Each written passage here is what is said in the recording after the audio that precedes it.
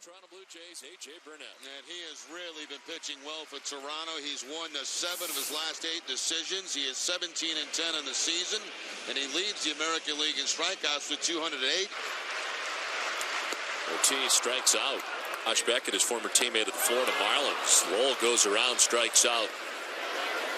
Swing and a miss. Lowry strikes out. 3 Ks for Burnett. Back to Burnett.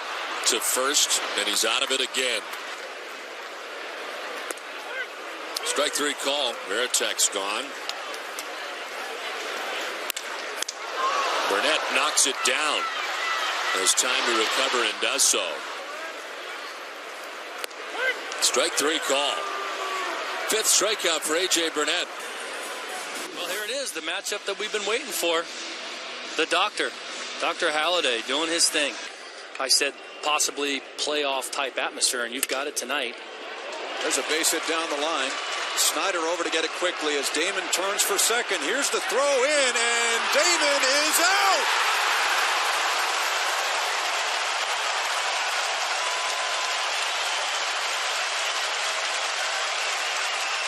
Joe Girardi out quickly, too. Well, Damon, what he does best is put the ball on the ground hard, in play. Nice play by Snyder to pick the ball, turn around. Let's see if he's in there, though. 32-year-old AJ Burnett wears enemy colors tonight. He is 2-0 on the year, a 5.26 ERA. Wave and a miss. Kevin Cash goes down swinging in his first game as a Yankee. 2-strike pitch and a swing and a miss. Snyder goes quickly. 0-2 pitch, strike 3 called. Say goodnight, Mr. Teixeira. Boy, Halladay is just mowing him down now. I believe, and try to put him away. There's the breaking ball, and that's a base hit down the line. Rios is in to score. Here comes Wells. Off to second goes Roland, and it's 2-0 for the Blue Jays.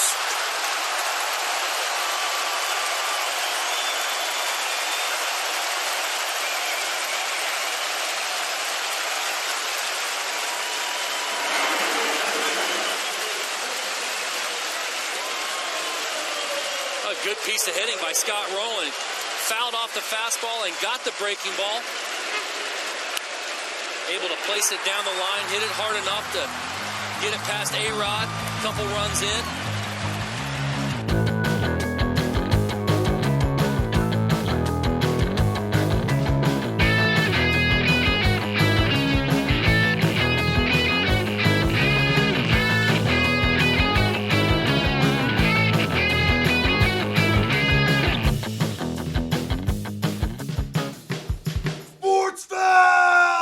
It is Sportsfeld Storytime. We are looking back at some of the best and worst moments of our fandom as Toronto sports fans. And we picked, I'll tell you, Jake, I'm actually pretty proud of myself for this one. We hit all the headlines, right? We did every Leafs moment we can possibly remember. I think we're almost out of Leafs moments. We've done the Kawhi shot. We've done the 92-93 World Series. We didn't do 92. We did 93 though. We've done a lot of different things. This month, we're a little bit outside of the box, I would say. I'll say this. When you suggested this, it was like, man, that's a great idea. I was into this immediately. Thank you very much.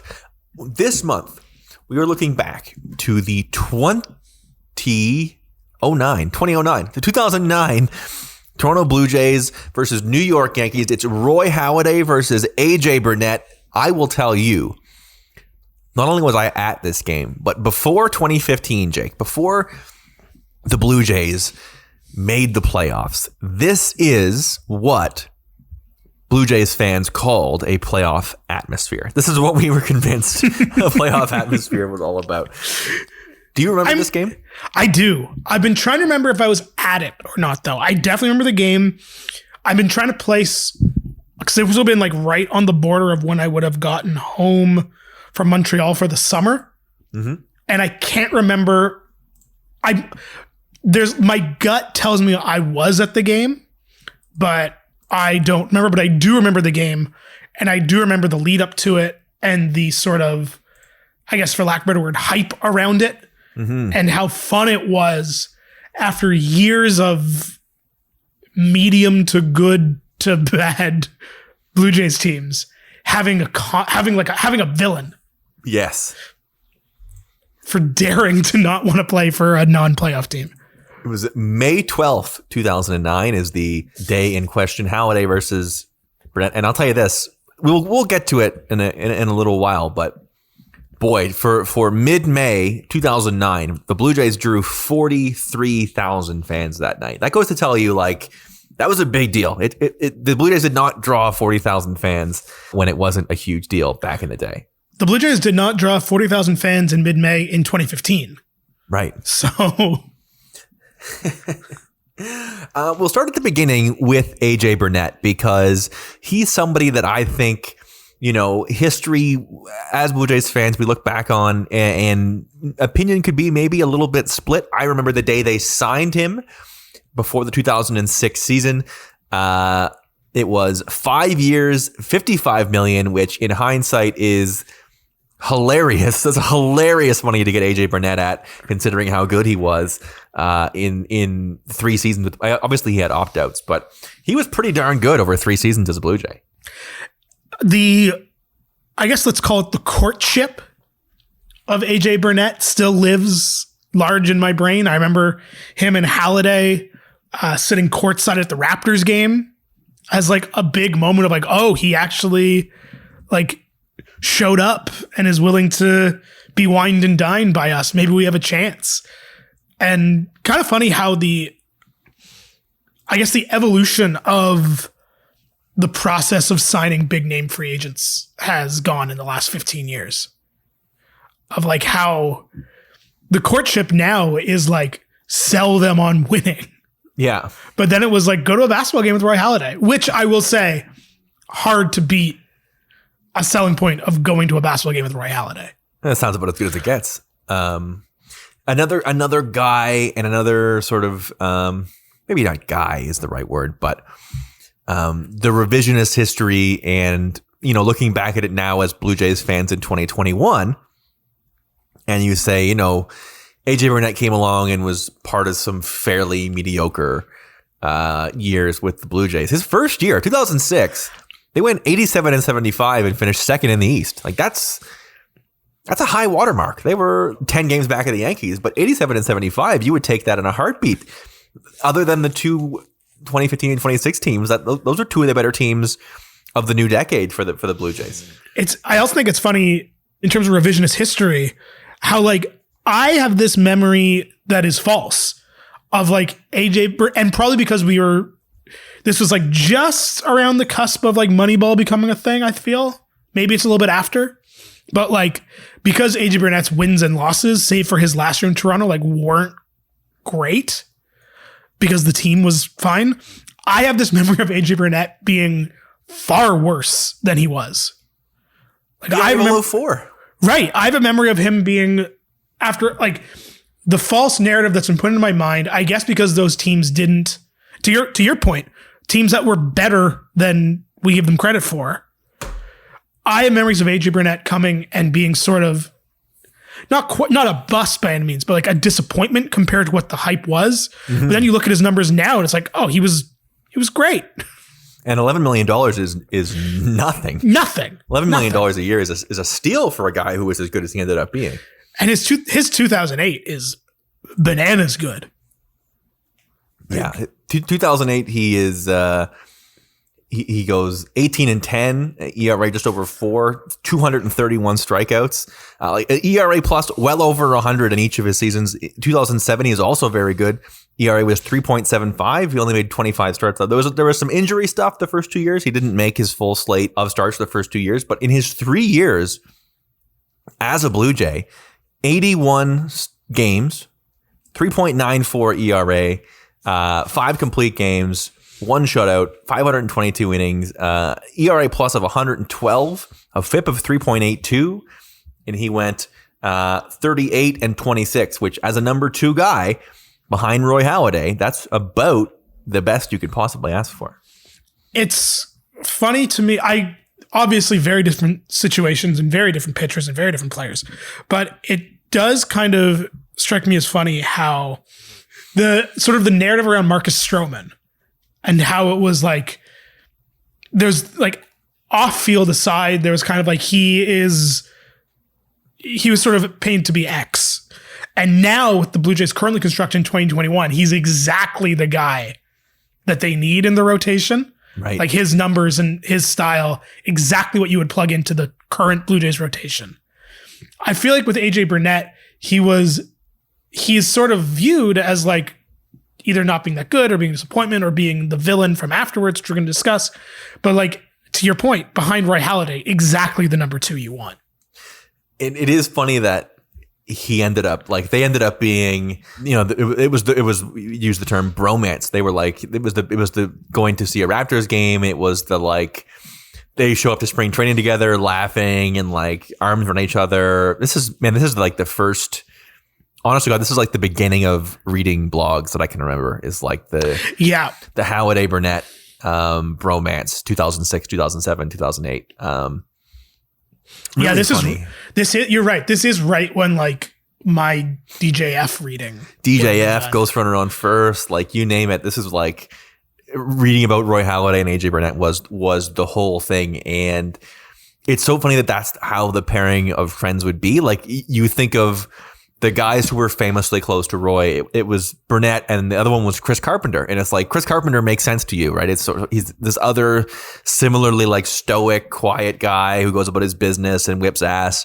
But like AJ Burnett was like the wild thing, dirt goatee, like hair out the back of the thing, got a lipper going. Like it's so funny that dichotomy of like the difference between the two of them.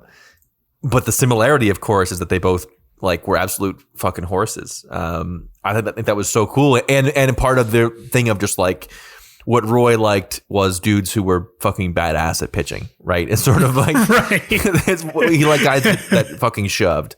But it is so funny to your point is to look back and be like, it did feel like AJ was not that good. And you look at like, man, 2006, the rest of the rotation was Ted Lilly, Casey Janssen, Gustavo Chacin, and Sean Markham. 3 of those guys had ERAs above 5. Like, how did we ever give any blame to AJ Burnett when everybody else was like on the next year? It was Dustin McGowan, Sean Markham, who we love, Jesse Litch, and Josh Towers. Like, aside from Doc and AJ, like, man, that's all they had as pitchers. And like, yeah, and even the year before, obviously we were excited for AJ to show up for exactly this reason. And like the year before, it was like Josh Towers was your like Josh Towers and Gustavo Chacin both started 30 plus games. Crazy. Then you had Roy, who only started 19 that year. Dave Bush, 5-11. Dave Bush was your 4th starter for the Blue Jays in 2005.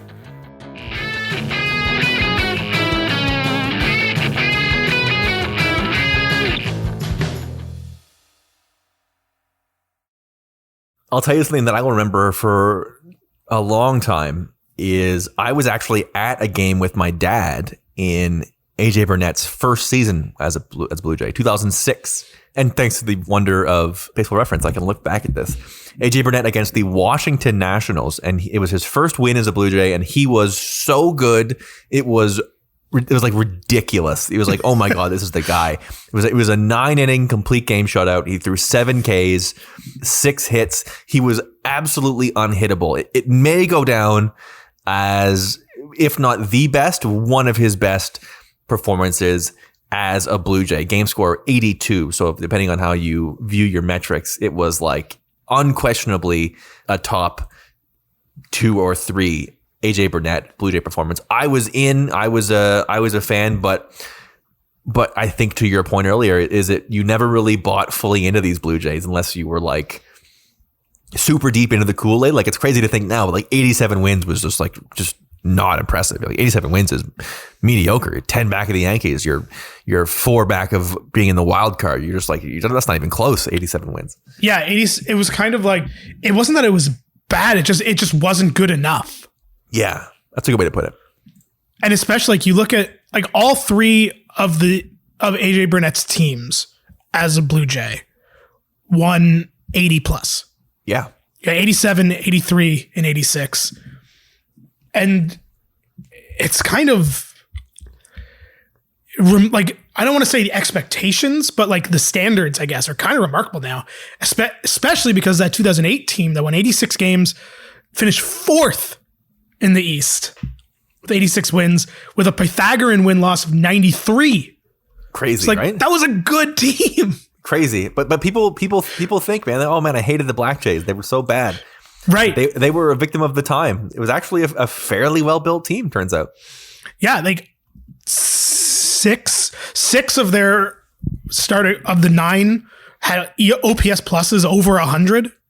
We're going to dance around the fact that 2006 Reed Johnson was a 5-win player. What? Talking about guys who were maligned, and I think we've course corrected on this, but I don't know if we will ever say enough about like 2006 Vernon Wells, man. That's a 6-win center fielder. That's ridiculous. That's ridiculous. I always found the Vernon contract talk to be so funny in retrospect, because it's like, maybe you could say it was too much money, but the years he had absolutely justified his contract. He was 32 home runs. He was 303, 357, 542, 128 WRC plus, a Gold Glove center fielder. Like, man, there's not a lot of guys at the time in the league in 2006 that are equal value. That's like 6-win center fielder. And A-Rod has batted second. And combined, they are hitting .412 with 6 home runs and 34 runs batted in. Not a bad way to start a ball game, huh? The 2-2. Swung on, hit in the air to deep center. Wells going back, on the track, at the wall. She's gone! No, it was caught by Wells. Wells jumped over the fence and came back with a ball. I almost don't believe it. Who was that, Devon White? Oh, my goodness. You know, Devon White, as Kitty mentioned, maybe the best outfielder playing the wall I've ever seen. But this is a great catch by Vernon Wells. Brings it back into the ballpark. Whew. Times his leap. Bang. Look at this thing. That thing takes about 15 minutes to come out of the sky. Second level, home run Vernon Wells. It's deep to left field by Wells. The Blue Jays are in front, leading Boston 2-1. This one skied to left field and hit well. Here it is, back to the wall. That ball is gone! A walk-off for Vernon Wells, and the Blue Jays have defeated the Yankees. What more do you want? Oh my goodness. He signed that extension in 2007. And it was 7/126, which works out to, I'm trying to do the math on that. 126 divided by 7. It's $18 million a year. It's hilarious, right? Which by today's standards is theft. It's $5 million more than Tanner Roark is making this year. And it's on, like, if you Google Vernon Wells contract today, one of the first things that comes up is Vernon Wells, Alex Rodriguez, and the 10 worst free agent contracts of all time. Crazy. It's nuts. And like, yeah, I get it. It didn't pan out the way they hoped, but also like he was really fucking good in 2006. And I'll say he has 2 of his top 4 years in 2008 and 2010. Right. Like, in 2008, he slugs 840. He OPS plus is 123. He hits 20 home runs in only 108 games. Like, crazy. Vernon, I'll bang this drum for Vernon belongs on the level of excellence. Like, it's not even a question to me. He's one of the best players in franchise history. He's one of those guys, along with Doc and Carlos, where he was the only thing to watch for a lot of those years.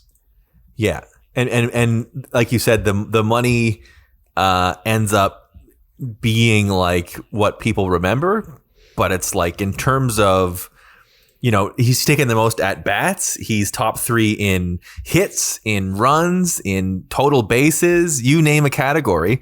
Vernon Wells is like top 5 in Blue Jays history. And I know this is supposed to be about AJ Burnett, but like Vernon Wells is unquestionably a top 5 Blue Jay of all time in terms of offense. Like to me, it's not even debatable. And if you look at career numbers. Yeah, I agree. But to tie it into AJ Burnett, it is, and kind of what you were saying with the Black Jays, it is funny how maligned those teams are. And they were the best teams we saw for like a decade. They were really good. We would kill for an 87 win team now. If the Jays won 87 games this year, people would be like, oh man, what a huge success this is. Right. Crazy. You just can't please everybody, Jake. That's your rule here.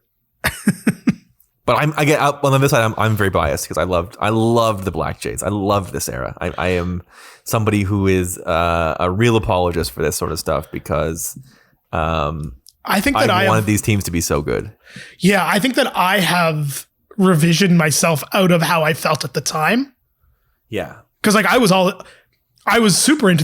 hugely into these teams, but I think I've spent the last 14 years being like, fuck those teams. And the black hats. Oh my God. The black hats. I wonder if I know how dumb this is going to sound, but truly, I wonder had they not rebranded with the black jerseys, if the team would be better remembered. That's a good question because they just come out of that era with Musselbird. Musselbird and the Maple Leaf, the Clemens era. So a great question. Anyway, we will move forward in the next episode. We're going to talk about Burnett jumping to the Yankees, which, oh my God, how could he go to the Yankees? How could somebody pick the 97 win Yankees over slumming it with Roy Halladay? All that and more in the next episode of Sportsfeld Storytime next week.